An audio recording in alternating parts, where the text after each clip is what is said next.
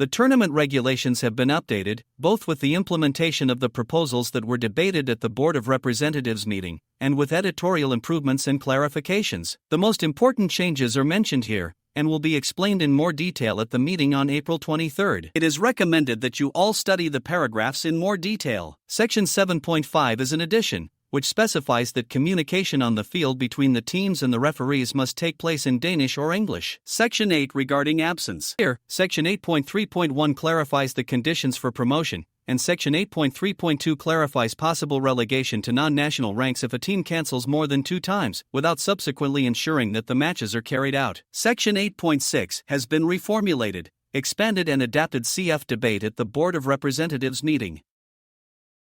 Section 10.1.c rematches in lower ranks are deleted, see debate at the Board of Representatives meeting. However, still possible in the youth ranks. Section 10.4 and 5 Introduction of super over in certain situations. Section 12.1.1 regarding player profiles, clarification and tightening. Section 15.2 regarding the settlement of the referees. Adjustment adopted at the Board of Representatives meeting. Section 16.1 regarding violation of the tournament regulations. It is added here that intentional violations are aggravating in relation to the imposition of sanctions. Section 26.1.1 It is clarified here that the use of the 2 drink breaks of up to 5 minutes is part of the playing time. Section 26.5 Rules for the possible use of music in the regular tournament. Section 30.2 Clarification of consequences for illegal use of lone players in the lower ranks. Section 26.1.2 regarding T20, clarification of the possibility for the umpires to reduce the number of overs before the start of the match, if the weather forecast makes it likely that the match cannot be played with a full number of overs for both teams. Section 26.5 Rules for the use of music during T20 matches. Section 30.1 Here it is clarified that lone players cannot be used at all in the T20 tournament. Section 35 Rules of the game. Law 4 Match balls, update and clarification of options for the use of balls. March 2, 35 Clarification that all youth players must use a helmet when using a hardball. This also applies to youth keepers regardless of their position behind the wicket.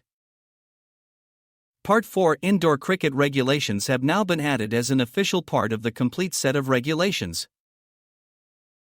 Regarding slow over rate and possible penalty points in the ordinary tournament.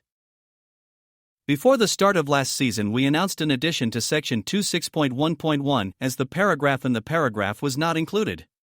Unfortunately, the same has happened in this year's edition of Cricket 2025. Slightly frowning face, we regret that the pitcher, not the one from Svanholm, has been at play again this year, so the regulations are not fully updated.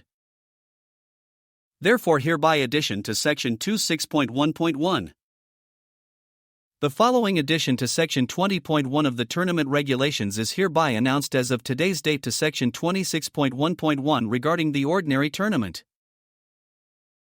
In the nationwide ranks, the settlement time is calculated to 3 hours and 20 minutes for a half, i.e. 4 minutes per over. If the fielding team does not complete all overs within the specified time, the half shall continue until the stipulated number of overs has been completed, with a maximum of 4 fielders outside the circle, while the batting team shall be awarded 6 points for each over not completed within the completion time. An over that has been started counts as a completed over. This rule applies to both teams' halves. The umpires shall add lost playing time for incidents that are not the fault of the fielding team, e.g. loss of ball, injured player. Note that drink breaks are part of the playing time. If the number of overs is reduced in a match, a new end time for the completion of the overs shall be set. The captains of both teams shall be informed by the umpires. When the time for awarding penalty points is reached, the umpire shall inform the scoreboard before play continues, so that the number of penalty points at that time shall be added to the batting team. Explanation: the rule has previously been in the regulations, in various versions. The aim is to encourage teams to complete their overs within the stipulated time, so that the pace of the match is not unnecessarily dragged out. A similar rule can be found in the T20 tournament, where it has been used several times in recent years. The rule is coordinated between the two formats, so that umpires, captains and players can handle it most easily, i.e. the same number of penalty points per missed over and one less player outside the line. Finally, we would like to remind you that walkie-talkies must be used in communication between umpires and the accountant, and that these must be available from the club to the umpires.